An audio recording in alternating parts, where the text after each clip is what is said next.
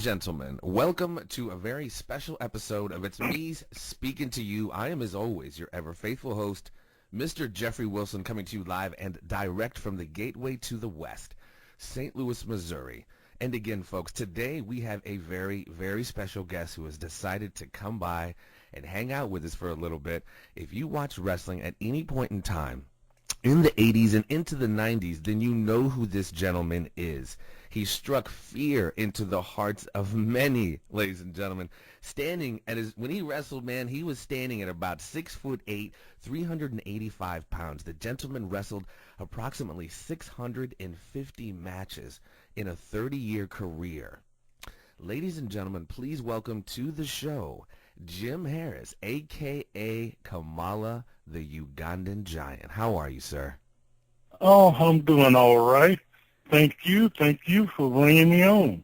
Oh, absolutely, sir. Thank you for your 30 years in the professional wrestling business. It's been quite a ride, has it not? Oh, it has been. A lot of ups and a lot of downs, a lot of travel, so I made it through it all with the help of the good Lord. Absolutely. And I'm not going to keep Jim too long, as it's been kind of well documented. Jim's been having some health issues lately, so I'm not going to keep him on the horn too long. But I do obviously want to ask you just a few questions, obviously starting out with how your wrestling career started. From according to kind of my research, you didn't really want to be a professional wrestler. It was just kind of one of them accidental things that you fell into. Is that correct, sir? Yeah, I never did want to be a professional wrestler. But anyway, like you said, I just fell into it anyway because I had a friend of mine, Bobo Bazia, the late Bobo Bazia. Oh yeah. That wrestled, and I used to travel with him a little bit when I was in Michigan, and that's what made me get a little bit interested in it. And I couldn't find a job, and I told my sister boyfriend, I said, I ought to go and wrestle. Mm-hmm. He said, well, I'll take you to somebody that can teach you right now. And that's when he took me to Bobo Bazia, but I didn't mean it, but I didn't want to take it back. Well, so that's how I got in it. Not as obviously Kamala. You started out as was it James Sugar Bear Harris, or what was your first Sugar Bear? Okay, James Sugar Bear. And where was that at? What territory was that? It was in the Mississippi territory. It was just George Coleman, who just ran only Mississippi. Oh, okay. Very interesting, very interesting. And obviously, you know, I could talk to you forever because your career's been so long. But like I said, I'm not going to keep you. So the whoever founded the gimmick, Kamala, it seems like a few people sound like they've taken credit for it, but excuse me, I think even you have stated in interviews, Jerry the King Lawler is the one who approached you about the Kamala gimmick. Were you is that true, and were you in Memphis at the time? Well, I went to Memphis. I had just moved back from England, and I went to Memphis to see a friend of mine, Troy Graham, and to get me some wrestling tights. He always sold used wrestling tights and stuff like that because I didn't know what time my stuff would arrive from England because it came by water. Mm-hmm. So I just wanted to be ahead, but I had my ankle broke too at the time, but it was healing. Was that from wrestling? Yeah, that's from wrestling when I was in England. Yeah, I got it broke. Yeah, so anyway, when I went there, I ran up on Jerry Lawler, and he was at the door. He said, can I help you? You know, he thought I was just a fan trying to get in the back, so he said, can I help you? I said, yeah, I'm here to see the Dream Machine. I said, you're looking at me like you don't know me, Lawler. He said, ooh, how are you? I said, I used to wrestle under the name Sugar Bear Harris. He said, oh, yeah. He said, how can I help you? I said, I came to see the Dream Machine. He said, well, look here. How would you like to wrestling this territory. He said, I bet you I can make you more money than you ever made in your life. Ooh. And that sounds good to me. Mm-hmm. And I've been in Mid-South Coliseum. It was about empty that night. They didn't have nobody there. So Lawler told me he was going to call me. I had heard that from a mini promoter, so I didn't look for him to call me, but he did call me that Wednesday and asked me could I come to Hendersonville, Tennessee. And that's when he came, he put the gimmick on me. I'm pretty sure he already had it in his mind what he was going to do because he's real good at that. Mm-hmm. So I got up there. He asked me did I mind shaving my mustache. I said, no, I don't mind. And so my head was already shaved. So anyway, that's when he started painting. He painted me up. He was the one with the design to the star and the moon? Oh, yeah, he the one that did it. He painted himself. Oh, wow. Yeah, he's an artist. He's a very good artist. Yeah. So he did that, and after he done that, he said, we're going to go for a little walk. He made the spear. He made the skirt that I still have today. And anyway. The mask. Where'd the mask come from? Jared. Oh, wow. But now I have another mask that I brought. No, that one came from, I forget where. I brought one from Africa because I lived out there in Africa for a little while. And anyway, we went down by the pond, and that's when they put all the ice. They said it was an alligator in that pond. So that's when they put all the ice in there and made the smoke and all that stuff. But is that original promo where you were like supposed to be in the jungles of Africa, but you were at somebody's house or somebody's backyard or something? Is that? Well, it was on Jared's farm. Oh, okay. Yeah, so he had a big farm. Well, he had one. I don't know if he still have it or not, but he had a big farm there in Hendersonville. Mm-hmm. And that's where we did the video. And they showed it on television out here that Saturday. I remember. And then Monday, yeah, and on Monday, well. Yeah, and then that Monday the house was full. I mean, it was full. So Jared Lawler, I heard Jared say that, he was a part of the gimmick, and he probably will be. All I know is Lawler did the painting. Lawler did all the designs. And that's who I give credit. But I give Jared I give Jared credit for, letting me start the gimmick anyway in his territory. Yeah, he had that territory at the time, man. Interesting bit of history there. Interesting bit of history. And so, obviously, you moved around during the territory times. You moved around quite a bit, as most wrestlers did. And then you got to the WWE. In what year was that? I forget what year that was. 84. 84. Okay. And did you go in and out a couple times, or was that pretty much your run, 84, until you were done? No, I went in and out a few times. Okay. Yeah, I went in and out.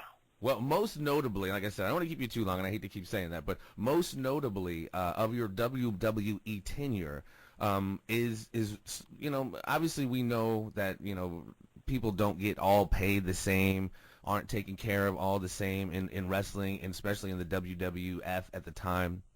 There was a big match you had with The Undertaker. I believe it was at a SummerSlam.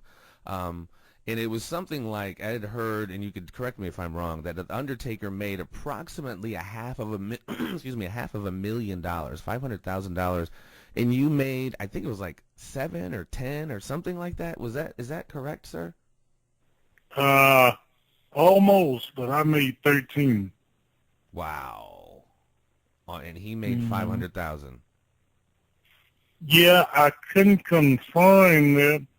Because, I never saw his check stub. Right. And, but I saw it in the agent book because Steve Lombardi is the one that showed it to me when the agent, Yeah. So anyway. Well, is it true that your merchandise at that time was like selling more than almost anybody's? Did you have numbers on that? Oh, okay. I didn't know if you were privy to those numbers. I remember hearing something about your merchandise, your dolls, and stuff like that were selling very, very well. Well, if they were, I wasn't getting paid for it, and I still don't. Oh, that's this is yeah. Insane. I don't have no way of knowing. Wow. Well, in another bit of lore, if you will, that I found, man, very fascinating was. It sounds like you guys worked it out, but you and Andre the Giant had some pretty significant heat based off of. It sounded like a misunderstanding in the ring that basically precipitated a fist fight. You guys got into a fist fight, and then following that, you wound up. I couldn't believe this. So tell me if this is true. You wound up carrying a loaded .357 in your tights when you wrestled Andre. What happened? What started all that? No, I didn't care. Almost, but I didn't care a .357. That would have been too big to carry my tight. Oh, I mean, whatever I saw, it was like a snub nose or 38 or I forget. I'm not a gun aficionado necessarily. Yeah, I was snub nose, .357, and but I had a little stack there, 22 Dunya. That I put in the ring with me, for about 3 months, I would say. So what started that? What happened? Was something in the ring, or was it out of the ring? It was my first time ever wrestling Andre in 1982. And I was in Oklahoma City, I think it was. Oh, so this wasn't in the WWE? No, that was in the... That was for Bill Watts, Mid-South Sport. Mm-hmm. And somewhere in the match, he called me a dumb SOB. And that's when he threw me up off him. And after that, I grabbed him by the hair and pulled him up. It wasn't a fist fight. He was trying to cover up because I beat the daylight out of him. Kamala said he beat the brakes off Andre, ladies and gentlemen. I'm sorry. Yeah, and the next day we were where we could talk to each other at. And so we could go in each other's dressing room. Mm-hmm. Now that's when I had the .357, but I had it in my pocket, my pants pocket. And this, I went in the dressing room where Andre was, and that's when I stuck my finger right on his nose. And I told him that I will kill him. I said, I will kill you. Don't you ever do that again. Wow. And that's when he apologized. I'm sorry, boss. I'm sorry. But he didn't see the pistol. He didn't see my gun because I had it in my right pocket. I had my right hand on it. And I had my left hand on Andre's nose. So after that, we had no more problems. Really? None at all. None at all. You guys weren't necessarily friends after that, or there was just no more beef? You guys weren't out having beers together. There was just no more drama. No, we wasn't friends, and we never did go out or drink or nothing together. No, not one time. And I didn't want to. Right, yeah. Mm-hmm.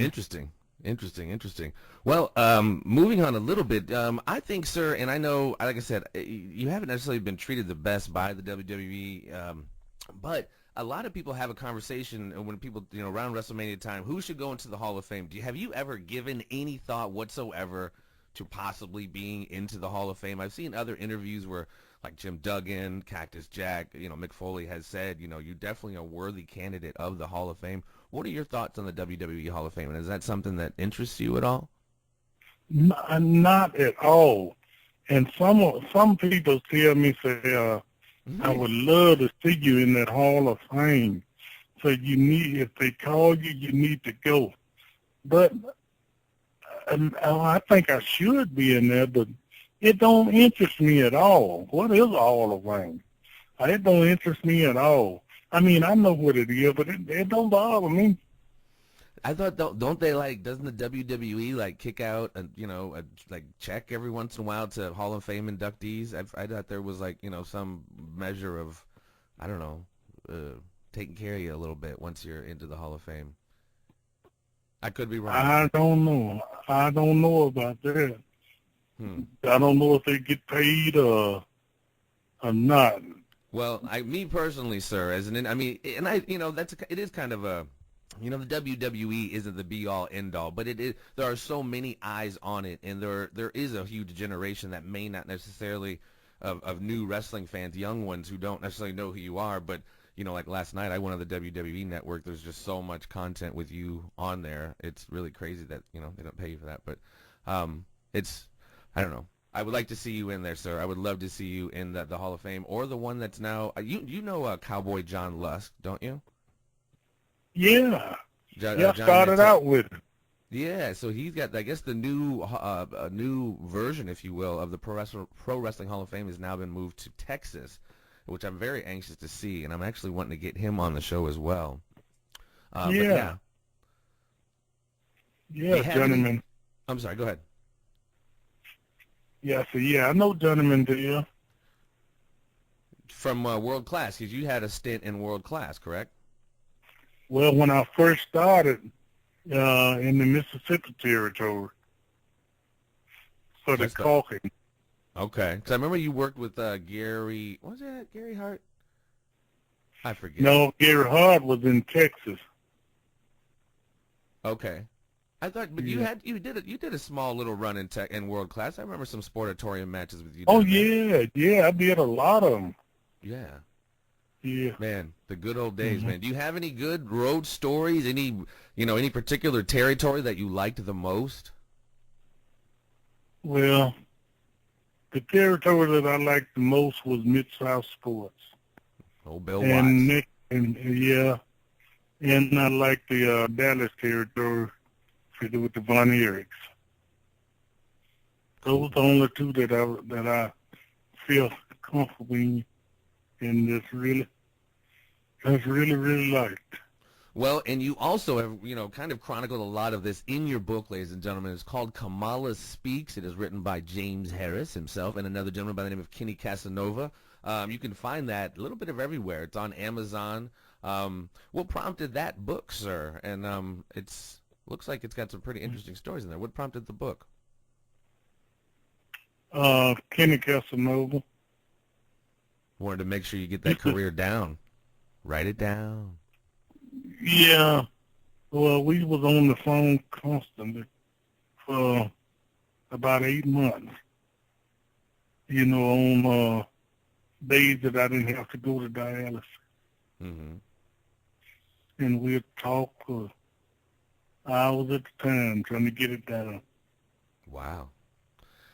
I'd like to have been a fly on the wall. I mean, you probably, I need to obviously pick it up and check it out. You obviously relay some road stories in there chronicling the 30-year career. Pick it up, ladies and gentlemen. Like I said, Kamala Speaks. It is, you can find it, I have it looking at it right here on Amazon. I'm sure there's other outlets that carry it. Give it a shot, folks. I'm going to let you go, sir. Is there anything you'd like to say to your fans prior to me letting you go, sir? Well, I would like to say, as I always do, that they all my loyal fans that writes me, email me every day. I want to thank them for their loyalty. I'm probably not saying it right. Loyalty, I feel you, and you have a lot of loyal fans out here, sir. Yeah, and I want to thank them for it and want them to know that I appreciate everything that they did for me as far as being loyal and donating gifts and money to me. I appreciate all of it. Thank you very much. And again, man, thank you. I will speak for, I guess, many people. Thank you so very much for your 30-year career, dealing with all of the stuff you've had to deal with, as it relates to wrestling, and even, some of the post-wrestling medical stuff. You know, a lot of prayers are floating your way, man. A lot of positive mojo, a lot of positive energy coming your way. As you know, it's kind of weird as a wrestler, you scared the crap out of people, but you got so much love now, man. It's kind of interesting. Yeah, well, I love them too. Yeah, Well, I love all. Well, we have one final segment, sir, on the show. It is called the Conspiracy Triangle of Doom. It is simple 3 questions that I ask all of my guests, and they can answer yes or no, which is simple, or they can elaborate if they wish. Mm-hmm. Okay. Sorry, having another technical issue here, but yeah, they can answer yes or no if they wish. So it is very simple. Question number 1, are you ready, sir? I'm ready. All right. Do you, Big Jim Harris, Sugar Bear, Kamala the Ugandan Giant, do you, sir, believe in the existence of extraterrestrial intelligence? Do you believe in the existence of UFOs, aliens perhaps, on other planets out there in the universe? Oh, yes. Yes, he does. Very simple, yes. Question number 2, sir. You might remember this incident. November 22nd, 1963, we had the assassination of President John Kennedy, if you recall. And if you remember, the official story is Lee Harvey Oswald is said to be responsible for that. Do you believe that official version, or do you believe there's maybe something else to that? I believe it's something else to it. I believe that's about all I would know to say on that question. Right. And I remember it real well because I was 13 years old. Do you remember where you were that day? Because everybody seems to have a memory that's kind of etched in their brain of where they were. I think I was at school during that day. That sounds about right because it happened in about the early afternoon. All right, sir. Question number 3, and I will let you slide, my friend. Do you recall, as we all do, the events of September the 11th, 2001? Do you believe that official story of that event, that we were attacked by terrorists, 19 gentlemen, and all of that, or do you believe there's something else to that story as well? Possible conspiracies. I would say conspiracy. I believe. Yeah. Kamala smells a rat. Yeah, I remember when I heard that. I was driving truck then, and I was headed to Albany, Georgia, to pick up a load of car tires to bring to some part of New Jersey. And my dispatcher got a hold of me and told me to turn around because I won't be able to make it into Jersey. He said it's crazy up there. Wow. So, yeah, and so I saw a lot of trucks with American flags and all kind of flags on the truck. And I got on my CB radio and I asked them what had happened. And they told me that the Twin Towers had been attacked. Mm-hmm. And that's all they told me. It's a crazy day. It was a crazy day indeed. Well, thank you, sir. That was the Conspiracy Triangle of Doom. That was very simple and painless, right? Yeah. Not too bad at all. Well, again, sir, I can't thank you enough, man.